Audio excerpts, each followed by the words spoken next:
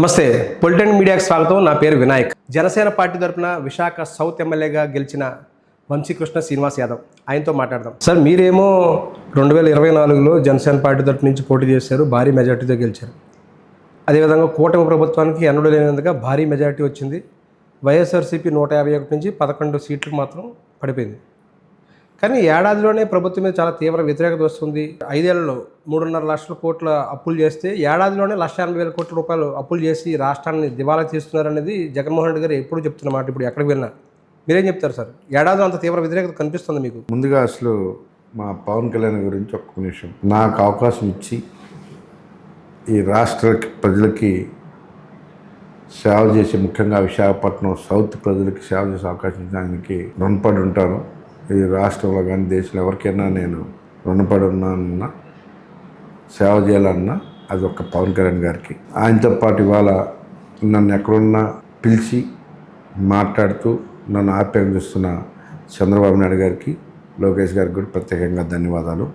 ఎందుకంటే చాలా ఆదరిస్తున్నారు వాళ్ళు కూడా. ఎక్కడ కనిపించినా పిలిచి భుజం మీద చేసి మాట్లాడుతున్నందుకు చాలా హ్యాపీగా ఉంది. ఈ రెండు హ్యాపీనెస్లు నేను జగన్మోహన్ రెడ్డి గారు కోల్పోయాను కాబట్టి నేను అంత కఠినమైన నిర్ణయం తీసుకొని ఎమ్మెల్సీ 4 సంవత్సరాలు 2 నెలలు ఉన్నప్పటికీ మా ఇంట్లో కానీ నా ఫ్రెండ్స్ కానీ వద్దు వద్దు వద్దు అన్నా కూడా పార్టీ మారడానికి కారణం ఓన్లీ ఇలాంటి ఎమోషనల్గా కానీ నేను ఉండాలని ఒక ధైర్యం ఇచ్చేవాళ్ళు కానీ అక్కడ లేకపోవడం వల్ల అంత కఠినంగా నిర్ణయం తీసుకొని అవమానాలు భరాయించలేక అక్కడ ఉన్నా లేకపోయినా పర్వాలేదని ఒక ధైర్యంతో పవన్ కళ్యాణ్ గారే నాకు సర్వస్వం అనుకుని వచ్చినందుకు ఆయనతో పాటు ఈ నియోజకవర్గ ప్రజలు కూడా తలెత్తుకొని తిరిగే విధంగా ఎన్నో ఒడిదుడుకులు ఎదుర్కొన్నాను. నేను రాజకీయంగా అన్ని ఒడిదుడుకులు ఎదుర్కొంటున్న సమయంలో నన్ను దగ్గర తీసి అంత భారీ విజయాన్ని నాకు అందించి నన్ను ఆ సీట్లో కూర్చున్న పవన్ కళ్యాణ్ గారికి మరీ మరీ మరీ థ్యాంక్స్ చెప్పుకుంటూ ఇవాళ ఒక అద్భుతమైన పరిపాలన జరుగుతూ ఉంది రాష్ట్రంలో. జగన్మోహన్ రెడ్డి గారికి ఏదంటే చూసారా, పచ్చకామె ప్రపంచం అంతా పచ్చంగా కనపడుతుంది, ఆ విధంగా కనపడుతుంది తప్ప ఇవాళ ఒక విశాఖపట్నం తీసుకోండి, ఒక 10 సాఫ్ట్వేర్ కంపెనీలు వస్తూ ఉన్నాయి, ఒక ఆర్సల్ మెట్ల కంపెనీ వస్తూ ఉంది, ఇవాళ ఉడార్థంలో 15 రోడ్లు పడుతూ ఉన్నాయి, మెట్రో స్టార్ట్ అయిపోయింది, రోడ్ స్టార్ట్ అయిపోతూ ఉన్నాయి, మెట్రో స్టార్ట్ అవుతూ ఉంది, ఎయిర్పోర్ట్ రెడీ అయిపోయింది. 5 సంవత్సరాల్లో ఎక్కడో అవసరం ఎక్కడే తీసుకోండి, ఒక్క పనైనా జగన్మోహన్ గారు చేశారా? అదానికి వచ్చి కొబ్బరికాయ కొట్టాడు తప్ప, సాఫ్ట్వేర్ కంపెనీకి వచ్చి కొబ్బరికాయ కొట్టాడు తప్ప అసలు ఎయిర్పోర్ట్ని పరుచుకున్నాడా? లేకపోతే ఒక మెట్రో 3 సార్లు మీటింగ్ పెట్టి కొబ్బరికాయను కొట్టగలిగాడా? ఒక సాఫ్ట్వేర్ కంపెనీ తెచ్చాడా? ఒక ఉద్యోగం ఇచ్చాడా? అసలు ఏం చేశారు? నోట్లేస్తారు ప్రజలు. నువ్వు రియల్ ఎస్టేట్ చేసుకుంటే రాష్ట్రంలో బిజినెస్ చేసుకుంటే ఓట్లేస్తారా? లెక్కల దందాలు చేసుకుంటూ ఓట్లేస్తారా? ల్యాండ్ దందాలు చేసుకుంటూ ఓట్లేస్తారా? ఎందుకు వేస్తారు ప్రజలు? చెప్పండి. ప్రజలు నువ్వు చేసేది అంతా అబ్జర్వ్ చేస్తూ ఉంటారు. ఏడాదిలో వ్యతిరేకత ఏం లేదంటారా? ఏమి వ్యతిరేకత లేదు. ఎప్పుడు వ్యతిరేకత ఉంది అనే వాళ్ళు ఆ చుట్టూ దొరుకుతారు. నెల్లూరు వెళ్ళినా అదే బ్యాచ్ ఉంటుంది, ఇచ్చాపురం వెళ్ళినా అదే బ్యాచ్ ఉంటుంది, కడప వెళ్ళినా అదే బ్యాచ్ ఉంటుంది. ఆ బ్యాచ్ ముందుకు వచ్చి ఓ అంటే అదేదనుకుంటారు. ఏం జగన్మోహన్ రెడ్డి గారికి ఇప్పుడు వచ్చిన జనం ఎలక్షన్ ముందు రాలేదా? లక్షల సంఖ్యలో వచ్చారా నువ్వు లక్షల సంఖ్యలో చూపించావుగా. ఓట్లు ఎందుకు ఓడిపోయావు? రోజు జనం వచ్చేస్తానంట. ఇప్పటికైనా మారండి రా బాబు, మారండి. ఎలక్షన్ ముందు అంతమంది వచ్చారు కదా, ఎక్కడ పోయినాయి ఓట్లు? ఆ పెయిడ్ బ్యాచ్ ఎప్పుడు అక్కడే ఉంటుంది, ఎక్కడే పోదు. వాళ్ళని చూసే అంత అయిపోద్ది అనుకొని ఇలాగ అయిపోయాం. ప్రజలకు అనుకూలంగా మాట్లాడండి, ప్రజలకి ఉద్యోగాలు కల్పించండి, పరిశ్రమలు ఆహ్వానించండి, ఈ రాష్ట్ర అభివృద్ధికి తోడ్పడండి. జనం మిమ్మల్ని నమ్ముతారు. అంతేగాని జనం వచ్చారు జగన్ వచ్చారు ఎందుకు జనం? 1,80,000 కోట్ల రూపాయలు ఏడాదిలో అప్పులు చేయడం ఏం చెప్తారు సార్? తప్పుల తొక్కలేదు. ఆయనలాగా విశాఖపట్నం కలెక్టరేట్, ఎంఆర్ఓ ఆఫీసులు, రాష్ట్రంలో ఆస్తులన్నీ తాకట్లు పెట్టేసి అప్పులు చేయడం అవన్నీ అబద్ధాలే. ఇవాళ విశాఖపట్నంలో ఈ రాష్ట్రంలో పెట్టుబడులను తేవడంలో కానీ, ఉద్యోగం కల్పించడంలో కానీ ఓ పక్క ముఖ్యమంత్రి గారు, మరో పక్క డిప్యూటీ చైర్మన్, మరో పక్క లోకేష్ గారు 24/7 కష్టపడతా ఉన్నారు. ఎన్ని కంపెనీలు వస్తున్నాయి, ఎన్ని రోడ్లు అయిపోతా ఉన్నాం, ఈ విశాఖపట్నం ఎలా అభివృద్ధి జరగబోతూ ఉంది. రాష్ట్రం ఎలా అభివృద్ధి చెందుతుందో చూసుకోవాలి తప్ప ఈ ఎంతసేపటికి ఆ పెయిడ్ బ్యాచ్ చేసినట్టుగా ప్రశ్న మీదకి వచ్చి అరిచుకోవడం తప్ప ఏముంటుంది. జనం వచ్చేసారు అంటే నమ్మ వచ్చి మన రాలేదా 2024 రాలేదా? ఇయే వద్దురా, ఇలా చేసి ఆయన అలా చేశారు మీరు. లేకపోతే ఆయన భూమి మీద ఉండేవాడు. నీలాంటి ఈ చప్పట్ల బ్యాచ్ వచ్చి ఆయన అలా అయిపోయాడు. ఇలా కొద్దిగా రియాలిటీ ఉన్న ఒక 20-30 సీట్లను వచ్చాయి. ఇంత ఘోరంగా పోయేవాడు కాదు. రియాలిటీలో ఉన్నారు. అప్పుడైనా నేను చెప్పాల్సింది ప్రజలకు సేవ చేస్తే మార్గంగా ఆలోచించేయాలి తప్ప ప్రతిపక్షంలో ఉన్నామని చెప్పేసి చంద్రబాబు నాయుడు గారిను, పవన్ కళ్యాణ్ గారిను, లోకేష్ గారిను లేకపోతే ఎవరినో తిడతా ఉంటే ఓట్లు వస్తాయనుకుంటే భ్రమ. ప్రజలు చాలా గమనిస్తూ ఉంటారు. వాళ్ళకు అనుకూలంగా మన నిర్ణయాలు ఉండాలి, వాళ్ళకు మన పరిపాలన తప్ప ఈ రాష్ట్రంలో బిజినెస్ చేసి డబ్బులు సంపాదించుకుంటాము అంటే జగన్మోహన్ రెడ్డి గారికి ఏమైనా చుక్కలు చూపించారో ఎవరికైనా అలాంటి చుక్కలు చూపిస్తారు అని చెప్పేసి ఇలా ప్రజలు నమ్ముతున్నారు, నాయకులు నమ్ముతున్నారు. సో అదే దృష్టిలో పెట్టుకొని మన బిహేవియర్ ఉండాలి తప్ప ఈ దందాలు అన్నీ కూడా మానేసి, నేను ఉదాహరణకు ఒక చిన్న ఉదాహరణ చెప్తాను. ఇదే సాయిరెడ్డి దాదాపు వద్దు అంటుంటే పల్లాసిని ఇల్లు కొట్టించాడు. నేను చెప్పారు, సార్ తప్పు సార్ అంటే నీ ఫ్రెండా అన్నాడు. అవీసి ఆ ఎదవ పక్క నుండి వాడేమన్నాడు, వాళ్ళ ప్రాణమిత్రుడు అందుకు చెప్తున్నాడు సార్. ఎవరు సార్? విసి. ఎవరిల్లు? పలా ఇల్లు. పెలాగు వాళ్ళ ఇద్దరు కూడా వ్యతిరేకించారు. నాలుగు అక్కడ ఉండే తప్పు చేస్తున్నారు మీరని. ఇవాళ ఏమైంది? సాయిరెడ్డి గారు తప్పించుకున్నారు, వీసీ గారు తప్పించుకున్నాడు, ఎంప్లాయీస్ బలైపోయారు కదా. అదే రోజు చెప్పాను అన్నమాట, మీ ఇద్దరు బాగానే ఉంటారు, బలైపోతారు సార్ అంటే ఆ రోజు ఎంప్లాయీస్ని మీరు చేస్తారా చేయరా, చేయకపోతే మీరు తప్పుకున్నారు. మీరు తప్పుకున్నారు, ప్రభుత్వం తప్పుకుంది, అధికారి బలైపోయి ఎన్ని నీళ్ళు కొట్టించుంటాడు ఇదే సాయిరెడ్డి, ఇదే వీసీ ప్రసాద్ రెడ్డి. ఈ విశాఖపట్నంలో ఎన్ని అలాగా ఒక పల్లాసీను, ఒక పేలాసీను, ఒక శ్రీహాస్ నాగార్జున, ఇలా చెప్పుకుంటూ పోతే అయ్యన్న పాత్రుడు గారి ఇల్లు, ఇంక ఇలా ఎన్ని చెప్పుకుంటే ఎన్ని ఉన్నాయి. ఇవాళ సాయిరెడ్డి ఇల్లు కొడుతుంటే గత ఏంటి చూసావా, రోజులు ఎలా ఉంటాయో. ఆయన ఇల్లు కొడుతుంటే బాబా అని బతిలాడుకుంటున్నాడు. ఏంటి సార్ ఆ వివాదం ఏంటది? ఇదే ఆయన ఎలా కొట్టాడు అలా కొడుతున్నాడు సిఆర్ జడ్జి జనాలు. మనం అదే చెప్తున్నాం. ఇప్పుడు అధికారంలో మీరు చేశారా లేకపోతే ఏంటిది? అదే సార్, ఆటోమేటిక్ జరిగిపోతాయి కదా. నువ్వు చేస్తే నేను ఊరుకుంటానా? ఊరుకోం కదా. అలాగే ఉంటాయి. అదే నువ్వు కామ్గా ఉన్నావు అనుకో, వాళ్ళు కామ్గా ఉంటారు. ఎప్పుడు కూడా అధికారంలో ఉన్న అహంకారం, అధికారంలో పేలిపోతే అలాగే ఉంటాయి. మంత్రి పదవి శాశ్వతం కాదు, ఎమ్మెల్యే పదవి శాశ్వతం కాదు, ముఖ్యమంత్రి శాశ్వతం కాదు. ఇవన్నీ దృష్టిలో పెట్టుకొని మారుతూ ఉంటాయి. మనం ప్రజలకు సేవ చేయాలి, ఈ యువతకి ఎంప్లాయ్మెంట్ జనరేట్ చేయాలి, ఈ రాష్ట్రం అభివృద్ధి జరగాలి, ఇన్ఫ్రాస్ట్రక్చర్ డెవలప్ చేయాలి, విశాఖపట్నం అభివృద్ధి జరగాలి, ఎంతోమందికి ఎంప్లాయ్మెంట్ చేయాలి. అలా ఆలోచనతో మాత్రం మనం పనిచేయాలి తప్ప ఎదుటోని బెదిరిద్దాం, పార్టీలు తీసుకొని ఎదుటోని ఇరగకూడదాం, లేకపోతే ఎదుటోని నాశనం చేద్దాం అంటే ఇలాంటి పరిస్థితి. నేను పార్టీ మారినప్పుడు కూడా చాలా ఎదవేశారు వేశారు, నా పబ్బుల మీదకి వెళ్ళిపోయారు, నా బిజినెస్ ఆపిచ్చారు. నేను అన్నీ డిసైడ్ వెళ్ళా, ఏం పీక్కొని వెళ్ళాను. నేను నా మీద ప్రయోగించారు. ఏకంగా జగన్ టార్గెట్ చేస్తారని మీరు ముందే ఊహించారా? డిసైడ్ వెళ్ళాం. వెళ్తాను చూసాగా, నాకంటే దగ్గరకు చూసిన వాళ్ళని చూసా. నా వ్యాపారం ఆపిచ్చారు డైరెక్ట్గా. నేను వేదాంత వర్క్లు అసలు ఎప్పుడు వర్క్ల మీదకి ఎవరు వెళ్ళారు, పోర్ట్లో వర్క్లు ఎవరు తెచ్చారు. డైరెక్ట్గా వేదాంతకి ఫోన్ చేసి చెప్పారు, ఇమ్మీడియట్గా ఆయన ఆపుతారా, ఆయన పార్టీ మాట ఆపేయమని. ఎవరు అలా ఇన్వాల్వ్ అవ్వరు అసలు బిజినెస్. ఎవరు చేశారు సార్ ఆ ఫోన్లో? విను ఇది కామరాజ్ గారు వెళ్ళి జగన్మోహన్ రెడ్డి ఫోన్ చేసి చెప్పారు వాళ్ళు కూడా చెప్పారు. జగన్మోహన్ ఫోన్ చేశారు, బిజినెస్ ఆపించారు. మరి ఇప్పుడు నువ్వు ముఖ్యమంత్రిగా ఉండగా 6 నెలల ముందు నిన్ను కాదని మేము వెళ్తున్నామంటే అన్నిటి తెగించి వెళ్తాం తప్ప నువ్వు ఊపితే ఊగడానికి, భయపెడితే భయపడడానికి వెళ్ళం కదా. భయం ఉంటే వెళ్ళం కదా. ఫస్ట్ పర్సన్ నేను ఆ రోజు పార్టీ నుంచి బయటకు వచ్చిన వ్యక్తి, నాతో స్టార్ట్ అయింది పత్రం. చెప్పే కూడా నేను అదే, నా జాతకం అలాంటిది పోతారని కూడా చెప్పా బయటకు. అంతలా బెదిరింపులు ఆ విధంగా బెదిరింపులకి ఎవడ భయపడతాడు చెప్పండి? ఆయన భయపడితే భయపడ్డాం కానీ చిన్నపిల్లల్ని అలా చేసి అలా చేసుకున్నాడు. ఈ అదవల మాటలు నమ్మి అలా నెత్తికి తెచ్చుకుని అలాగ అయిపోయాడు. మరి ఇప్పుడు రెడ్ బుక్ రాజ్యాంగం నడుస్తుంది, అక్రమంగా కేసులు పెడుతున్నారు, అక్రమంగా అరెస్ట్ చేస్తున్నారు, వైఎస్ఆర్ ఇల్లు ఉదాహరణ విశాఖపట్నం తీసుకోండి. ఎవరిదైనా ఒక ఇల్లు ఎక్కడైనా రాజకీయ కక్షలతో ఈ ఒక్క విషయం జరిగింది ఎక్కడ దాకా విశాఖపట్నం తీసుకోండి. ఒక్క ఇల్లు చెప్పమండి ఎవరైనా ఆ పార్టీలో ఒక ఓటు వేయించే మగవాడు ఎవరైనా ఉంటే దమ్మున్నోడు ఎవడు నా పార్టీలో ఉంటే రాజకీయ కక్షకి ఇది కూడా చూపించమండి. అంతా ఆయన చప్పట్ల బ్యాచ్ ఎక్కువైపోయి అలాగైపోయాడు. ఇటీవల మరి మహిళల మీద దాడులు కూడా జరిగాయి కదా sir. Uppala Harika ZP chairperson మీద దాడి జరిగింది. వ్యక్తిగతంగా కక్ష నీకు నాకు పడక నేను కొట్టుకోవడం లేదా ఆడికి పడక కొట్టుకో ఈ రాష్ట్రంలో దేశం ఎన్నో జరుగుతుంటాయండి. వ్యక్తిగత సమస్యల్ని రాజకీయానికి తీసుకురావడం, వ్యక్తిగత విషయాలు రాజకీయాల్లో మాట్లాడడం, ఈ రెండు పక్కన పెట్టాలి. మనం ఎక్కడో జరిగిన ఇష్యూస్ని మనం నెత్తికి తెచ్చుకోకూడదు. రాజకీయంగా కానీ జరిగితే ఆర్థిక అన్యాయం జరిగితే ఖచ్చితంగా శిక్ష పడుతుంది. ఎవరిని వదలరు కదా, చట్టం తన పంతా తీసుకెళ్ళిపోద్ది. అది రాజకీయాలకు సంబంధం లేదు. అయితే రెడ్ బుక్ రాజ్యాంగం నడవట్లేదు అంటారు.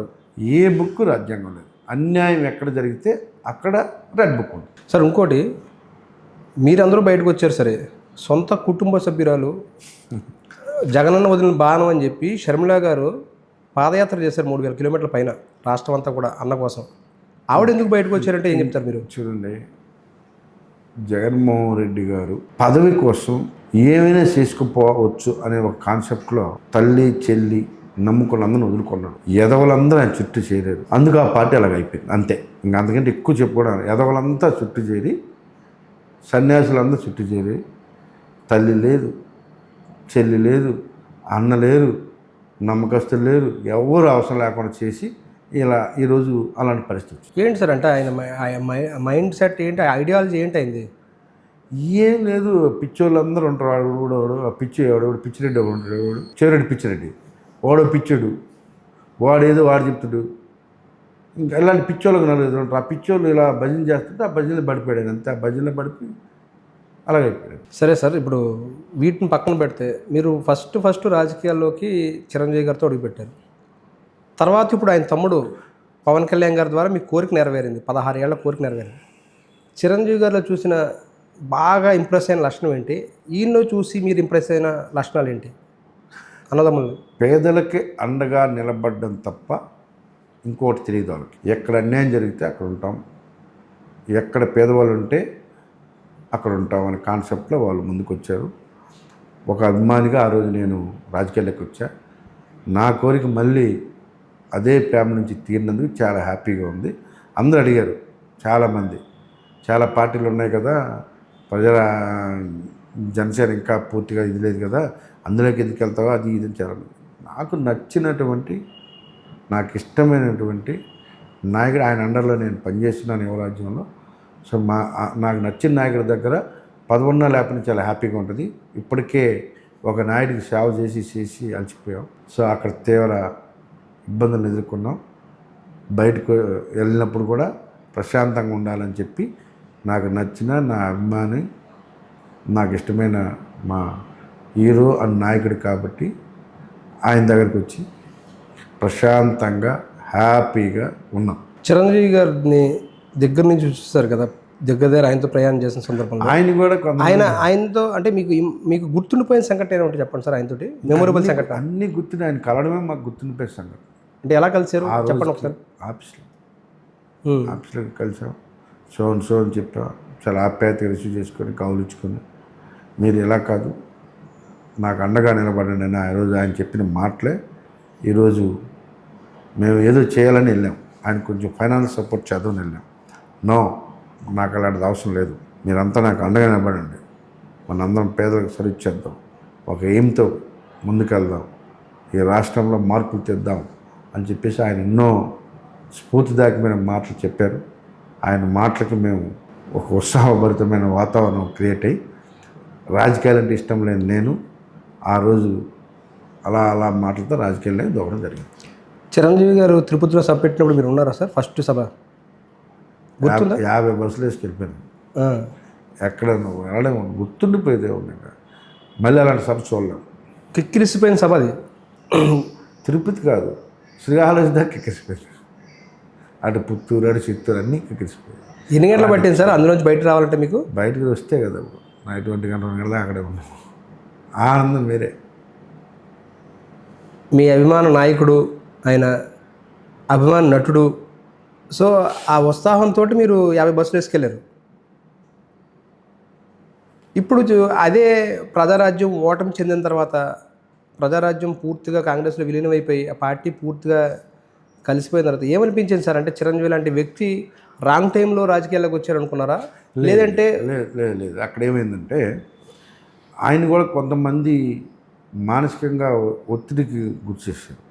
పాపం ఆయన ఉండాలని ఉన్నా కూడా, నడిపిద్దామని నిలబడాలనుకున్నా కూడా చుట్టుపక్కల ఉన్న కొంతమంది లేనిపోని ఒత్తిడి తీసుకొచ్చి ఇప్పుడు ఇలా చేస్తే మంచిది, ఇప్పుడు ఇలా చేస్తే మంచిది అని చెప్పేసి లేనిపోనివి క్రియేట్ చేసే వల్ల ఆయన ఆ ఒత్తిడికి తప్పక ఆ రోజున్న పరిస్థితుల్లో ఆయన విలీనం చేశారు. లేకపోతే ఆయన నెక్స్ట్ పొజిషన్లో ఉండేవాళ్ళు. ఆయన అభిమానులుగా, ఆయన పార్టీలో చేరిన వ్యక్తులుగా మీరంతా బాధపడ్డారా సార్? ఆ సమయంలో కాంగ్రెస్లో విలీనం చేసిన తర్వాత పార్టీ నడుపుంటే బాగుండేది అని అనుకున్నారా? ఖచ్చితంగా బాధపడ్డాం.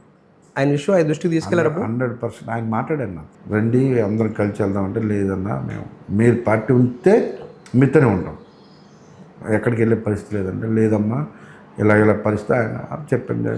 అయితే అన్నా మీరు వెళ్ళండి, మేము ఇలాగా వైసీపీ వాళ్ళు పిలుస్తున్నారు, అప్పుడు పార్టీ పెట్టలేదు, జగన్ గారు పిలుస్తూ ఉన్నారు, అయితే మీరు వెళ్తా ఉంటే సరే నీ ఇష్టం. ఆ తర్వాత రిలేషన్స్ కొనసాగాయి సార్ చిరంజీవి గారితో? ఎప్పుడు ఏదైనా పొలిటికల్ మాట్లాడేవారా, ఎప్పుడైనా కలిసివారా? అసలు అదేం లేదు ఇంకా. ఆ తర్వాత ఇప్పుడు కలవలేదు, కానీ ఇప్పుడు చుట్టుపక్కల కలిసి జరిగింది చెప్తా ఉండేవాళ్ళం అంతే. కానీ మేము పవన్ కళ్యాణ్ ఎప్పుడు ఏమలేదు, పొలిటికల్గా వీళ్ళు ప్రెస్ మీట్లు పెట్టి తిట్టమనేవాళ్ళు. నేను ఎప్పుడు ఏదో చిన్న అంటే అని ఉండదు, కానీ ఎప్పుడు కూడా మాకు లోపల అభిమానం ఉంటుంది కదా, పైగా నాయకుడి దగ్గర పనిచేసి ఉన్నాం కదా మనం. ఇప్పుడు అనేవారు ఇప్పుడైనా మీరు జగన్మోహన్ రెడ్డి గారిని తిట్టడం నా ఉద్దేశం కాదు, ఇంకోటి అనడం కాదు.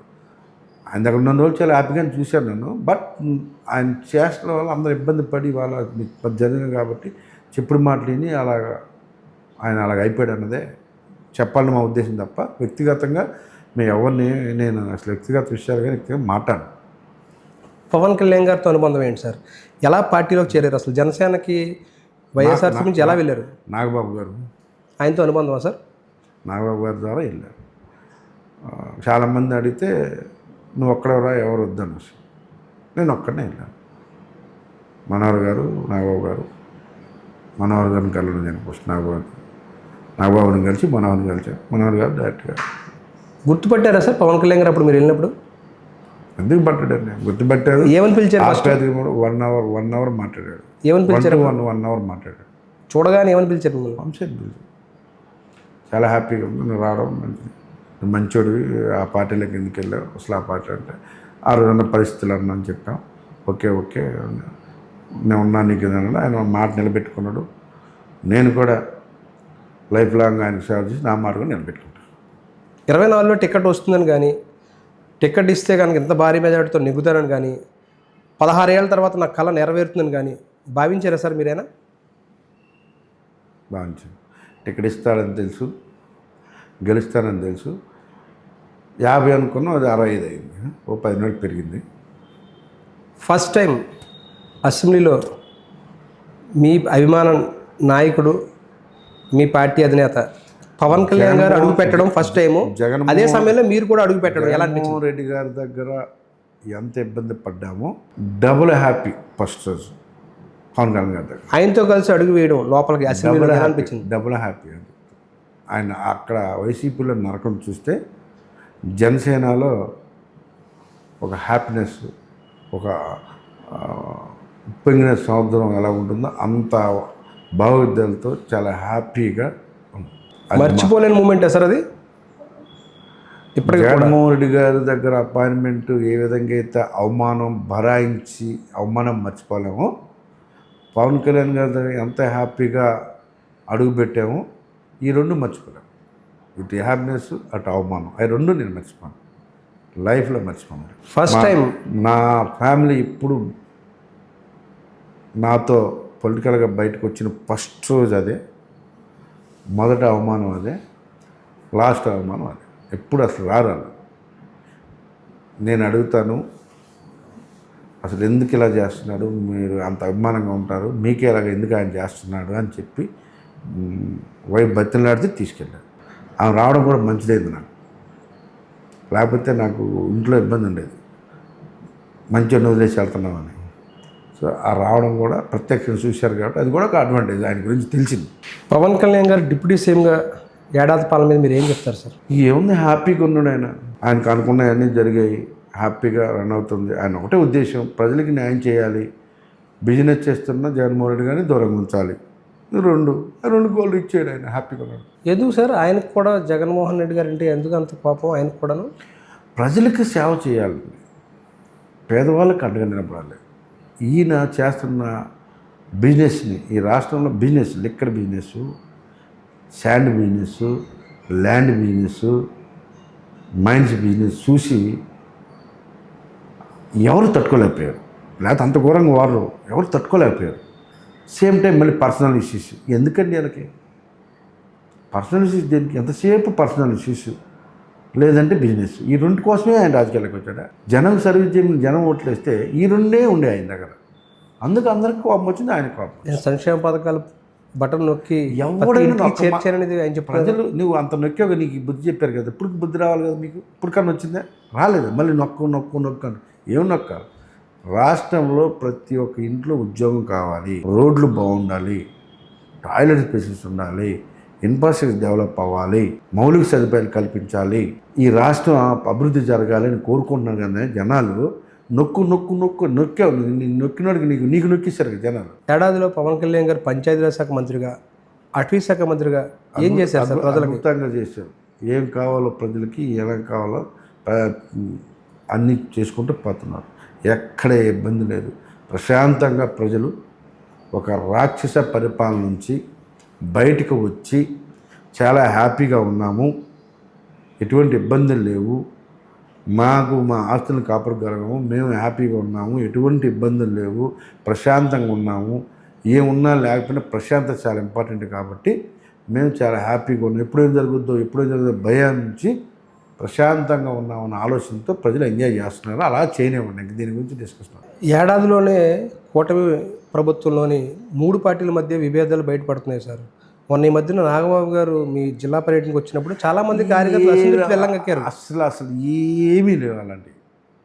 మా బాస్ చాలా క్లియర్గా చెప్పారు, 15 సంవత్సరాల పొత్తులో ఉంటాం, పొత్తు ధర్మాన్ని ఎవరైనా కానీ దాటితే తోలు తీస్తామని చెప్పారు. అందుకని ఎవరు మాట్లాడరు.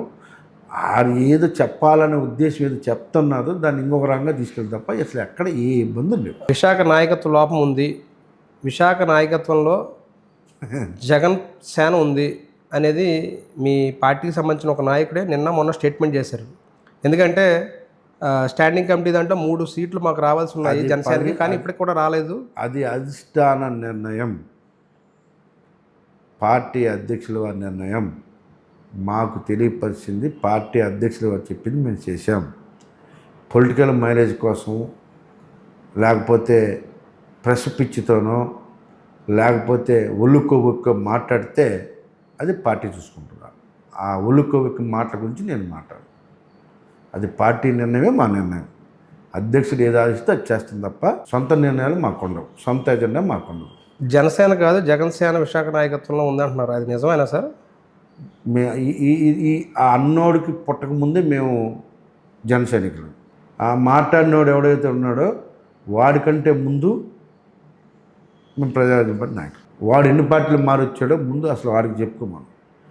ఆ మాట్లాడినోడు ఎవడన్నా వాడెవడో కానీ వాడు ఏ పార్టీలో ఉన్నాడో అని అడగండి. వాడు అసలు ఎన్ని ఎవరన్నా విశాఖపట్నం ఏదైనా పార్టీ వాడిని జాయిన్ చేసుకుంటుందో కూడా వాడిని అడగండి. ఆడెవడో కూడా నాకు తెలియదు. మీ పార్టీలో ఇంకా కొనసాగుతున్నారు కదా, ఎందుకు చర్యలు తీసుకోవట్లేదు? ఎలా మాట్లాడితే అసలు ఆడి గురించి ఆడి గురించి నేను అసలు మాట్లాడు. స్టాండింగ్ కమిటీ దాంట్లో మీ వాటా మీకు ఎందుకు దక్కట్లేదంటే మీరు ఏం చెప్తారు సార్? ఎందుకు మీరు వెనకంజు వేస్తున్నారంటే మీకు 3 సీట్లు రావాలి, ఏం లేదు, 15కి 3 సీట్లు రావాలి, ఎందుకు రావట్లేదు? కార్యకర్తలు కూడా అసంతృప్తి, దాని గురించి అసంతృప్తి లేదు. మేము అందరం కూర్చొని మారుకున్నాం, అడిగాం, మనకు వద్దులే, అందులోకి మనం మీద దూరొద్దు అన్నారు పార్టీ. మేము కామ్మున్నాం. పార్టీ నుండి మా నిర్ణయం. ఒకరు పోటీ చేయబోతుంటే వాళ్ళు కూడా వెనక్కి పెట్టారు, పోటీ చేయొద్దని చెప్పారని. పార్టీ నిర్ణయాన్ని ఎలా పోటీ చేస్తామండి? బాస్ వద్దన్నారు, వద్దంతే. సరే, కార్యకర్తల అసంతృప్తి అయితే లేదంటారా? ఎందుకంటే స్వయంగా నాగబాబు గారు ఎదుర్కొంటారే చాలా మంది మాట్లాడారు, టీడీపీకి దక్కిన గౌరవం మాకు దక్కట్లేదు. పవన్ కళ్యాణ్ గారే చెప్పారు మీకు, నేను వస్తున్నాను సెప్టెంబర్ 1 నుంచి పూర్తిగా కార్యకర్త నాయకులతో మమ్మకమై పార్టీని గ్రౌండ్ స్థాయి నుంచి స్టేట్ వరకు కూడా నిర్మాణం చేపడతాము. పార్టీ నిర్మాణమే నా ధ్యేయం. పార్టీ జెండా మోచిన ప్రతి జన సైనికునికి, ప్రతి వీర మహిళకి అండగా ఉంటాను. ఎవరు కూడా ఎటువంటి ఆలోచన వద్దు అని చాలా క్లియర్గా చెప్పారు. ఎప్పుడో ఒప్పుకొని చిన్న చిన్న షూటింగ్లు ఉన్నాయి కాబట్టి క్లియర్ చేసుకొని నేను పూర్తిగా వస్తాను, ప్రజలకి నాయకులకి అండగా ఉండడం నా లక్ష్యం అని చాలా క్లియర్గా చెప్పారు. అంటే మీరు వైఎస్ఆర్సీపీలో కార్యకర్తలకి సరైన గౌరవం దక్కలేదు, నాలాంటి నాయకులకే సరైన న్యాయం లేదు అనేది మీరు చెప్పిన మాట. సో అక్కడ ఇక్కడ నెగిటివ్ వచ్చినప్పుడు కార్యకర్తలు ఇక్కడ నేను రూరల్ రమేష్ బాబు గారు ఉదయం 6 గంటల నుంచి నైట్ 12 గంటలుగా పార్టీని నమ్ముకున్న వాళ్ళకి, ప్రజలకి అండగా నిలబడుతున్నాం. శక్తి వంచన లేకుండా గ్రీవెన్స్ చేస్తున్నాం, శక్తి వంచన లేకుండా అభివృద్ధి పనులకు వెళ్తున్నాం, శక్తి వంచన లేకుండా శక్తికి మించి కూడా చేసుకుంటూ వెళ్తున్నాం. మా నాయకుడి యొక్క లక్ష్యాల కోసం, ఆయన ఆశయాల కోసం మా శక్తిని మించి పనిచేస్తూ ఉన్నాం. అది మా నాయకుడికి కూడా తెలుసు. ఈ అసంతృప్తిని ఎలా చల్లదిస్తారు సార్? ఎక్కడ అసంతృప్తి లేదు నాయకులు, ఎక్కడ ఎవరు ప్రజలకు లేదు, నాయకులకి లేదు. అసంతృప్తి దూరం. అంటే ఇది కప్పిపుచ్చే ప్రయత్నం మీరు చేసినప్పటికీ అసంతృప్తి పెద్దదైతే కనుక మీకు అందరికీ ప్రమాదమే కదా. అది కప్పిపుచ్చేది పుచ్చుకోవాల్సిన అవసరం కూడా లేదు ఇక్కడ. మా నాయకుడు స్ట్రైట్ ఫార్వర్డ్. సార్ ఇప్పుడు భారీ ఎత్తున భూమి కుంభకోణం జరిగింది 2019 నుంచి 24 మధ్యలో అన్నారు. ఆ సమయంలో ఇక్కడ ఇన్ఛార్జిగా ఉన్నది విజయసాయిరెడ్డి గారే. ఆ కారణం చేత ఆయన ఇక్కడి నుంచి ఇన్ఛార్జిగా తప్పించారా అంటారా, లేకపోతే ఏంటి విషయం అసలు? ఎంవి సత్యనారాయణ యొక్క ఆగడాలను అడ్డుకుంటున్నారు అని చెప్పేసి పదే పదే ఎంవి వెళ్ళి జగన్మోహన్ గారు చెప్పడంతో పాటు ఈయన కూడా విసి ప్రసాద్ రెడ్డి గారి యొక్క మాటలు విని ఇక్కడ చాలా అరాచకాలు చేస్తున్నారు అని ధనంజయ రెడ్డి 24 గంటలు సాయిరెడ్డి గారిని అక్కడ తిడుతూ ధనంజయ రెడ్డి మొత్తం జగన్మోహన్కి చెప్పించి ధనంజయ రెడ్డి మార్పించారు. దానివల్ల పార్టీ నష్టపోయింది కదా. ఇక్కడ పార్టీ నష్టపోయిందని లాభపడిందని పక్కన పెడితే ఆ అరాచకాలు తగ్గాయని చెప్పేసి హ్యాపీగా ఉన్నారు సార్. ఆ తర్వాత సుబ్బారెడ్డి గారు ఇక్కడ ఇన్ఛార్జ్గా వేశారు. అవును. అప్పుడు ఎలా ఉంది సార్? ఏం లేదు పాపం, ఆయన వెంకటరమణ దండం పెట్టుకుంటే ఆయన పని ఆయన చేసుకుంటే ఏముండదు. పార్టీకి ఏం లేదు, ఆయనకి ఏం లేదు. సార్ ఇప్పుడు హయగ్రీవ భూముల సంఘం సంబంధించి దాన్ని కొన్న బాధితుల పరిస్థితి ఏంటి సార్? ఇప్పుడు ఏమైంది దానికి సంబంధించి? ఇప్పుడు ఫస్ట్ హయగ్రీవ ప్రాజెక్ట్ అన్నది హయగ్రీవ జగదీశ్వరరావు చేసి ఆయన అందరికి అమ్మేశాడు. తర్వాత మా కాటరాజు గారు తీసుకున్నాడు, ఆవిడందరికి అమ్మేశారు. ఇప్పుడు ప్రభుత్వం ఆపింది. ఎవరు సార్? ఎంవి సత్యనారాయణ, కాటరాజు కాంపనీ ఇద్దరు పార్ట్నర్స్ అన్నారు. వాళ్ళు తీసుకుని ఇప్పుడు వాళ్ళు కొంతమందికి అమ్మారు. ఇప్పుడు మనం అదే ఆలోచించాలి, వీళ్ళ దగ్గర నుంచి డబ్బులు ఇప్పించాలి ఇమీడియట్గా. అంటే బాధితులు ఇప్పుడు ఎవరైతే డబ్బు ఎక్కడైతే ప్రభుత్వం క్యాన్ చేసింది కాబట్టి కాటరాజు కామరాజు డబ్బులు వెంటనే వాళ్ళకి ఇచ్చేయాలి, అది త్వరలో ఇవ్వాలి. ఇవ్వకపోతే చట్టపరంగా చర్యలు తీసుకోవాలి. సో ఆ బాధితులకి డబ్బులు ఇప్పించే కార్యక్రమం కూడా మనం చేయాలి. ఎందుకంటే ఆ డబ్బులంతా కూడా వసూలు చేసింది వీళ్ళు కాబట్టి, అది క్యాన్సిల్ చేసింది కాబట్టి గవర్నమెంట్ ఆ డబ్బులు ఇచ్చేయాలి. కాటరాజు కామరాజు అర్జెంట్గా ఇచ్చేయాలి. మరి క్యాన్సిల్ చేసిన ప్రభుత్వం బాధితులకు న్యాయం చేయాలని ఎందుకు ఆలోచించట్లేదు సార్? అసలు ఇప్పుడు ఆలోచిస్తున్నాం కదా, క్యాన్సిల్ చేశాం కాబట్టి ఇప్పుడు డబ్బులు ఇప్పించడానికి ఆలోచిస్తున్నాం. పాపం వాళ్ళు ఎప్పుడో కష్టపడి ఏదో చేసుకొని బతికి డబ్బులు ఇస్తే వాళ్ళ డబ్బులు వీడు ఉంచుకోవడం కరెక్ట్ కాదు కదా. వీడు ఎప్పుడో మళ్ళీ ఒకవేళ ఈ కోర్టులో ఇది ఫేవర్గా వస్తుంది, గవర్నమెంట్ ఫేవర్గా చూసుకొని వీడు ఎప్పుడూ చేసుకుంటాడు. ముందు వాళ్ళు డబ్బులు ఇచ్చారు కదా. ఇది ఒకటైనా సార్ ఇష్యూ, ఇంకా ఏమైనా ఉన్నాయా? ఇలాంటి ఎవరైనా బాధ్యులు చెప్తే ఖచ్చితంగా డబ్బులు ఇప్పిస్తారు. ఎవరైనా హయగ్రీవాలో డబ్బులు పెట్టి వీళ్ళు వెనక్కి ఇవ్వకపోయినా, కొంతమంది వచ్చారు ఇంకా రావాల్సిన వాళ్ళు ఉన్నా, అలాగే ఇంకెక్కడైనా కూడా వీళ్ళకి డబ్బులు ఇవ్వాల్సింది వీళ్ళు ఇబ్బంది పెడుతున్నా, ఇలా భారీ నుంచి కాపాడమంటే మాత్రం నేనైతే ముందుని కాపాడతాను, డౌటే లేదు. సినిమా ఇండస్ట్రీస్ తోటి ప్రభుత్వానికి ఏంటి సంబంధం అంటే 2024 ముందు పవన్ కళ్యాణ్ గారు వ్యాఖ్యానించారు సార్. మరి ఇప్పుడు డిప్యూటీ సీఎం అయిన తర్వాత ఆయనకేంటి సంబంధం సినిమా గురించి, సినిమా ఇండస్ట్రీ గురించి? ఏం మాట్లాడి ఆయన అనలేదు కదా. ప్రభుత్వం మొన్న ఈ మధ్య దాడులు చేయించారు ఆయన సినిమాకు ముందు. ఎవరి మీద? సినిమా కొనలేదని చెప్పేసి మొత్తం రాష్ట్ర వ్యాప్తంగా సినిమా హాల్స్ అన్ని కూడా తనిఖీ చేయించారని. ఇప్పుడు నిన్న సినిమా ప్రొడ్యూసర్స్ ఎవరైనా రావాలన్నా కూడా సీఎం గారు ఎందుకు కలవలేదు? విశాఖపట్నంలో ఫుడ్ సేఫ్టీ అధికారులు అందరూ దాడులు చేశారు. వాళ్ళు డ్యూటీ వాళ్ళు చేస్తారు, అంతేగాని పవన్ కళ్యాణ్ ఎందుకు చేపిస్తాడు? సినిమా పరిశ్రమ ఎవరో కూడా వచ్చి చంద్రబాబు నాయుడు గారిని కనీసం వచ్చి గౌరవంగా కనీసం కలవలేదనేది కూడా ఆయన స్టేట్మెంట్ ఇచ్చారు. అప్పుడు కలవాల్సిన బాధ్యత ఉంది, కలవాలి. నేను కూడా ప్రొడ్యూసర్గా అందరం కలవాలి, ఇండస్ట్రీ కలవాలి, కలుస్తారు. ఇండస్ట్రీ ఇక్కడ ఈ రాష్ట్రంలో ప్రొడ్యూసర్లు కానీ సినిమా బతుకుతున్నారు కాబట్టి ఒక ముఖ్యమంత్రి గారిని కలవడం తప్పలేదు. 2024 ముందు జగన్మోహన్ రెడ్డి గారి గురించి మరి సినిమా ఇండస్ట్రీ తోటి సీఎంకి ఏం సంబంధం అన్నది పవన్ కళ్యాణ్ గారే కదా సార్ మరి అప్పుడు. ఇండస్ట్రీకి ఏం సంబంధం, కలవడం గౌరవంగా అందరూ కలుస్తారు, అందరూ కలుస్తూ ఉంటారు, కామన్ అది. వ్యాపారస్తులు కలుస్తూ ఉంటారు, పొలిటీషియన్లు కలుస్తూ ఉంటారు, సినిమాలు అందరూ ఒక ముఖ్యమంత్రి గారిని కలవడం కామన్.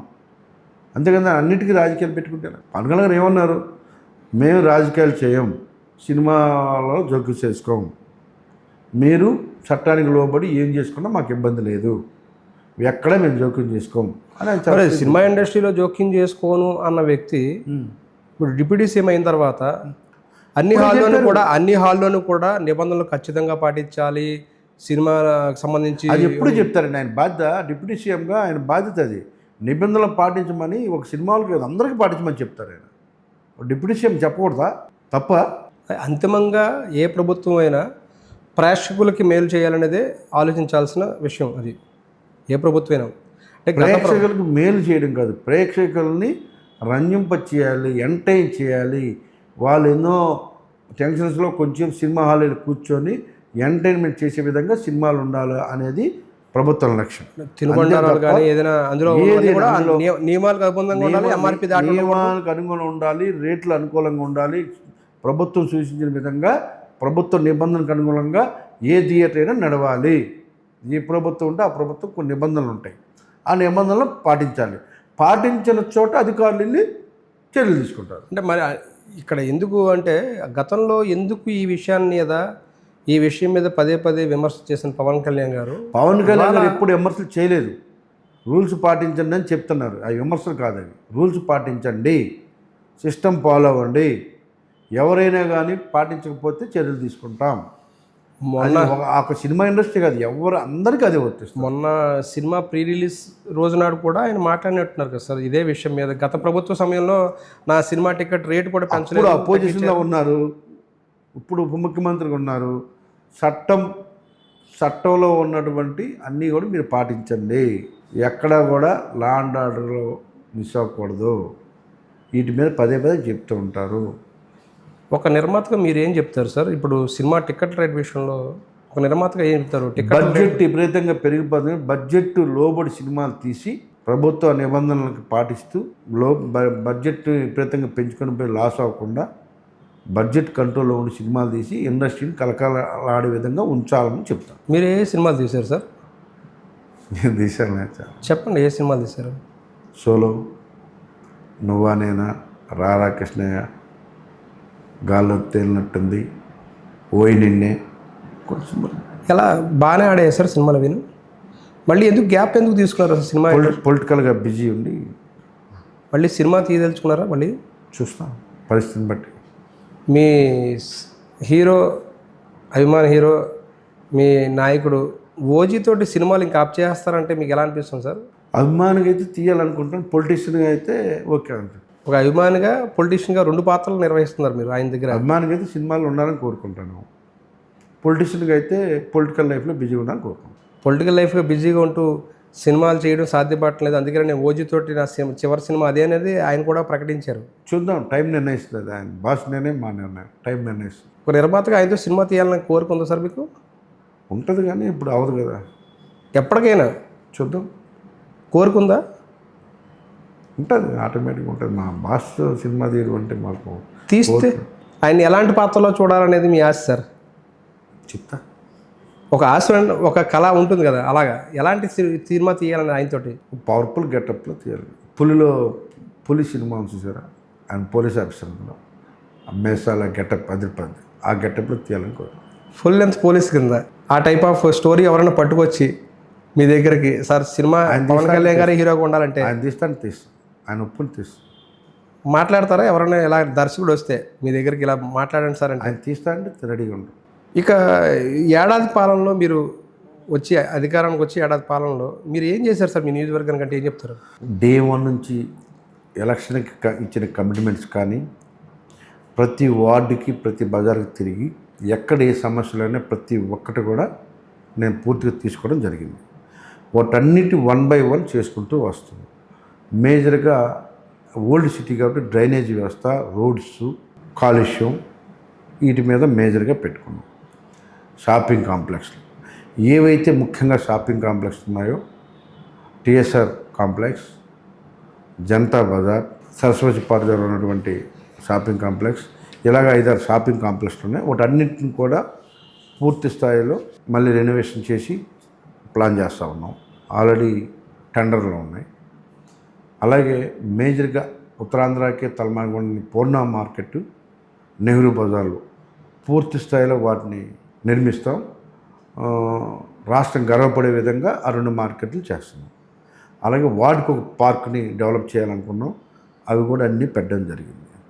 ఎస్ఎల్ కెనాల్ పోర్టుకి విశాఖపట్నం సౌత్ నియోజక ప్రజలకి మధ్యలో అది ఒక కెనాల్ ఉంది. దానివల్ల వాటర్ స్టాకేజ్ అవ్వడము, పొల్యూషన్కి అన్నిటికీ కారణం అది. కాబట్టి ముఖ్యంగా పోర్ట్ చైర్మన్కి ధన్యవాదాలు చెప్పాలి. ఆయన 22 కోట్లు 25 కోట్లు ఖర్చు మొత్తం కూడా మేము పెడతాం, దాన్ని పూర్తిగా మా కాలు నిర్మిస్తామని చెప్పడం జరిగింది. సో ఆయనకి ప్రత్యేకంగా అది అయితే మొత్తం గ్రైండ్ అయిపోతుంది. అలాగే రైల్వే ఇష్యూస్ కొన్ని ఉన్నాయి అక్కడ, వాళ్ళు కూడా ఆ పూర్తి కాంపౌండ్ వాళ్ళు పెడతామని చెప్పడం జరిగింది. అది కూడా మేము చేస్తూ ఉన్నాం. ఒక 22 కమ్యూనిటీ హాల్స్, ఒక 3 కళ్యాణ మండపాలు, ఒక 8 ఆర్చ్లు అన్నీ కూడా టెండర్లు అయిపోయినాయి. కొన్ని కళ్యాణ మండపాలు కొన్ని ప్రాసెస్లో ఉన్నాయి. రోడ్లు మేజర్ రోడ్లన్నీ వేయించాం. మేజర్గా రోడ్లు చాలా ఇబ్బంది ఉండేది. జగదాంబ నుంచి పోస్ట్ ఆఫీస్ వరకు చిన్న వాళ్ళు స్టార్ట్ చేసి అది కొంచెం అస్తవ్యస్తంగా ఉండదు, దాన్ని పూర్తిగా చేయడం జరిగింది. మళ్ళీ పోస్ట్ ఆఫీస్ దగ్గర నుంచి డాల్ఫిన్ దగ్గర నుంచి ఎల్ఐసి వరకు రోడ్లన్నీ వేయడం జరిగింది. అలాగే చాలా ఇబ్బందిగా ఉన్నటువంటి కలెక్టర్ ఆఫీస్ జంక్షన్ నుంచి ఏవిఎన్ కాలేజ్ వరకు చాలా ఇబ్బందిగా ఉంది, ఆ రోడ్డు కూడా వేయడం జరిగింది. సో ఆల్మోస్ట్ మేజర్ రోడ్లను వేసాం. ఇప్పుడు డైమండ్ పార్క్ దగ్గర నుంచి న్యూ కాలనీ జంక్షన్ వరకు ఉన్న ఆ రోడ్డు పెట్టేశాము. అలాగే తాడిచెట్లపాలెం జంక్షన్ నుంచి రైల్వే స్టేషన్ వరకు ఆ రోడ్డు పెట్టేశాం. రామకృష్ణ జంక్షన్ నుంచి రైల్వే స్టేషన్ వరకు పెట్టాం. అల్లిపురం దగ్గర నుంచి ఉన్నటువంటి ఎల్ఐసి వరకు ఆ రోడ్డు పెట్టాం. మేజర్ రోడ్లు ఎక్కడెక్కడ ఖాళీ అన్ని రోడ్లు కూడా చేసాం. గత 1 year బ్యాక్ ఉన్నటువంటి సౌత్ నియోజకవర్గానికి ఇప్పటికీ మీరు వెళ్ళి చూసుకోవాలి. ఆ మార్పు మీకు కనపడుతుంది. సో ఇచ్చిన ప్రతి హామీని కూడా నెరవేర్చి ఎలక్షన్కి వెళ్తానని చెప్పాను. ఏ ఒక్కటి నేను ఇచ్చిన కానీ చేయకపోతే నేను కంటెస్ట్ కూడా చేయను అని ప్రజలకు చెప్తున్నాను, నీకు చెప్తాను. సొంత డబ్బులతో అయినా సరే అవి కంప్లీట్ చేస్తాం. స్కూల్స్ చూడండి, మీరు ఎక్కువ జిఎంసీ గవర్నమెంట్ స్కూల్స్ ఉంటాయి. నేను సిఎస్ఆర్ మా సోదరులను పట్టుకొని స్కూల్స్ మెరుస్తున్నాయి. ప్రతి స్కూల్కి అన్ని స్కూల్స్ని కూడా మన సర్కిల్లో దత్తత ఇప్పించారు. వాళ్ళ ఒక స్టేజ్ షోలు కానీ, లేకపోతే గ్రౌండ్స్ కానీ, క్లాస్ రూమ్స్ కానీ, కంప్యూటర్ ల్యాబ్స్ మొత్తం ఫెసిలిటీస్ ఇస్తూ ఉన్నాం. స్కూల్స్ రూపురేఖలు మారుస్తున్నాం.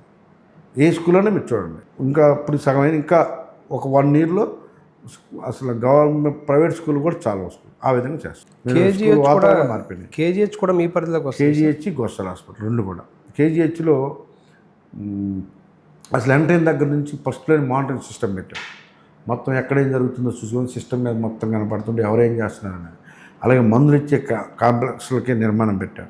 అక్కడ మైకులు పెట్టాము. 8-10 వాటర్ ప్లాంట్లు పెట్టాం, RO ప్లాంట్లు పెట్టాం. చుట్టూ కాంపౌండర్ పెట్టించా. మౌలిక సదుపాయాలు అన్నీ కల్పించాం.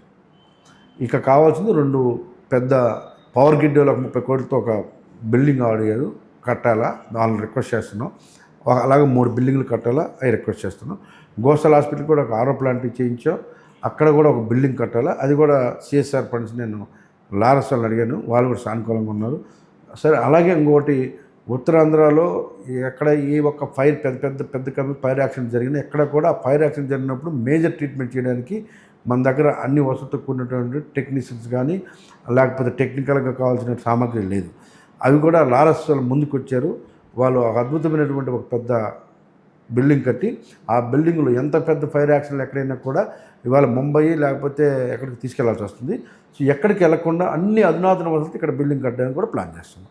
సో ఇచ్చిన ప్రతి మాటని, ఇచ్చిన ప్రతి అనుకున్న దానికి డబల్ సర్వీస్ చేస్తాం. ఎక్కడ ఎటువంటి ఇబ్బందులు లేకుండా నియోజకవర్గంలో రేషన్ కార్డు లేని రేషన్, ఇల్లు లేని వాళ్ళకి ఇల్లులు, 6 హౌసింగ్ ప్రాజెక్టులు పెట్టాం. 6 కూడా శాంక్షన్స్లో ఉన్నాయి. 6 హౌసింగ్ ప్రాజెక్టులు పెట్టాం. పేదవాడికి ప్రతివాడికి ఇల్లు. అలాగే 300 మందికి ఇల్లు రాని నా దగ్గర లిస్ట్ వచ్చింది. 350 మందికి ఇల్లు ఇప్పిస్తాం. ఎక్కడ రోడ్లు కానీ, రైతు బజార్ లేదు, రైతు బజార్ పెట్టిస్తున్నా. రామకృష్ణ రైతు బజార్ పెట్టిస్తున్నాం.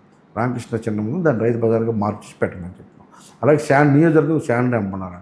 శాండ్రామ్ని కూడా ఐడెంటిఫై చేసాం, దాన్ని కూడా పెట్టిస్తున్నాం. ఎక్కడ ఏ ఇబ్బందులు లేకుండా. అలా జ్ఞానాపురం కూరగాయల మార్కెట్ ఈ 6 జిల్లాలకి చాలా ప్రాధాన్యం. ఆ కూరగాయల మార్కెట్లో కానీ, అలాగే ఫ్రూట్ మార్కెట్ ఉంది, రోడ్లు మొత్తం ఫ్రూట్ మార్కెట్ రోడ్లని శాంక్షన్ చేయించారు. అలాగే వీళ్ళందరికీ కలిపి 6 ప్రాంతంలో 10 ఎకరాలు అడుగుతాం. దానికి కూడా ఒక లెటర్ పెట్టాం. ఒక అధునాతన మార్కెట్ మళ్ళీ కట్టుకుని ఇది చాలడం లేదు, సిటీ పెరిగింది కాబట్టి అనుభవం ఒకటి కావాలి, అక్కడ కూడా పెట్టాం. సో ఇచ్చిన ప్రతి హామీని మొత్తం కూడా మైండ్లో ఎక్కించుకున్నాం. అన్నీ జరిగి 15 అడిగి నిద్రలు అడిగినా చెప్తాను నేను, ఎక్కడే హామీ ఇచ్చాం, ఎప్పుడు చేయాలని కూడా చెప్తాను. సో ప్రతి ఒక్కటి చేస్తాం, చేసి చూపిస్తాం. హామీ నెరవేర్చకపోతే ఎన్నికలకు వెళ్ళరు, మళ్ళీ పోటీ కూడా చేయను, మొత్తం చేసి వెళ్తాం.